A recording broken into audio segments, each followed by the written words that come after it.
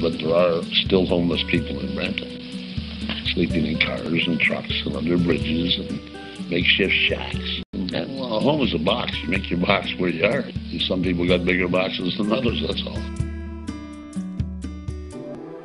Based on your own experience, what does it mean to be homeless or impoverished? You have nothing. You have nothing. Like, you have a heartbeat and that's it. You have no shelter, no food, no family, nothing. You're just alone. You're very solitude, alone. That's what I got out of it. It's not a nice feeling. Everybody's dream is to have a home, to call their own, to grow their family, for stability, for, foundation, tradition. There's many ways of defining homeless. Because a lot of people have jobs, but they sleep in their car.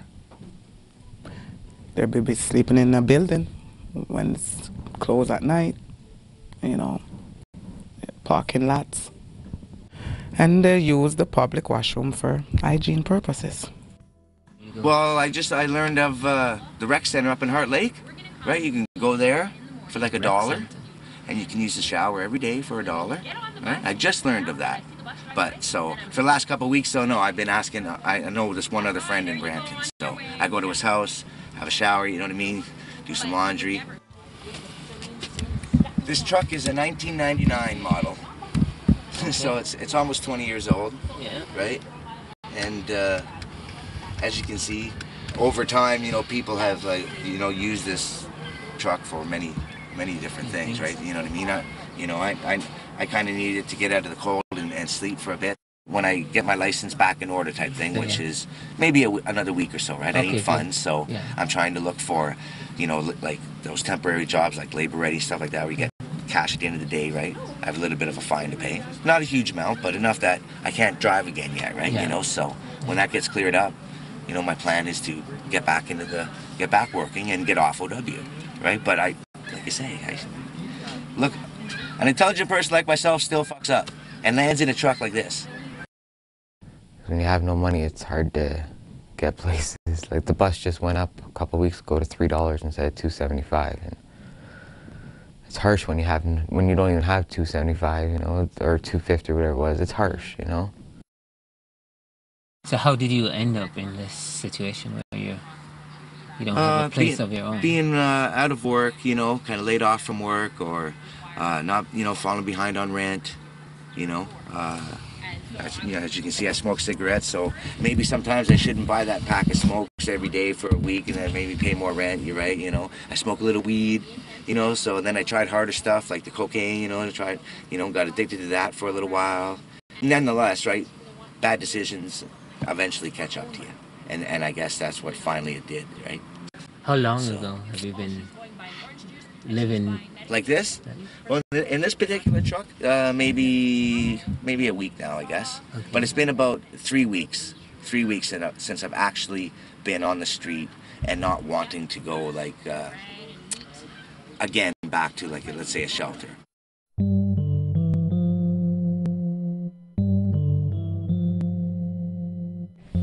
You don't sleep.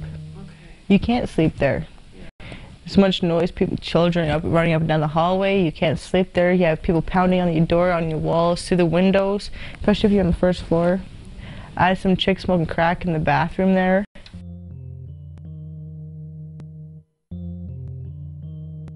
We're about 10-15 minutes walking distance from the downtown Brampton core, behind a strip mall, no more than maybe 100 yards from the parking lot. It's a squat. It's a wooded area, very close to the beer store, very convenient.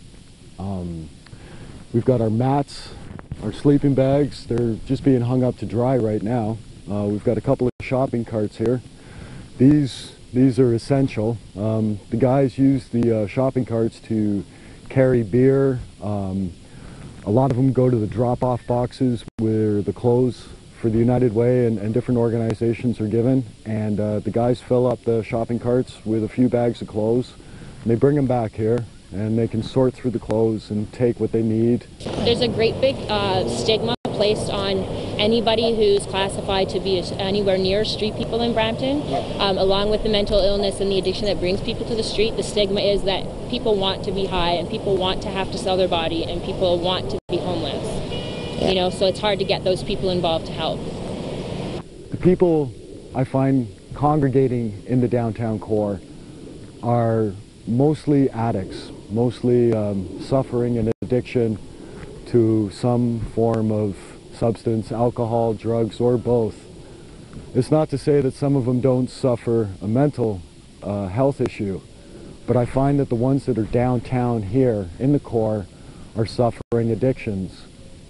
North of the city here, up by Mayfield, I have quite a few clients up there. These guys are all working. They're all productive members to society, but unfortunately they seem to suffer mental issues, and they almost seem to be cast-offs. I know they're sick of downtown. I don't know if downtown's sick of them. So where do you get food? The Knights Table there. You go there? Yeah, I go to the Knights Table, or I go down maybe sometimes to that church in the mornings, right? Okay.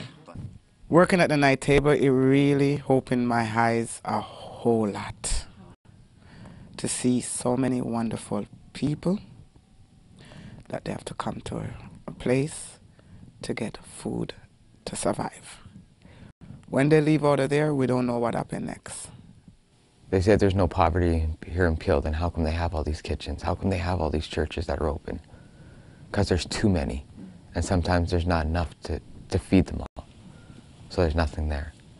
The political side of Brampton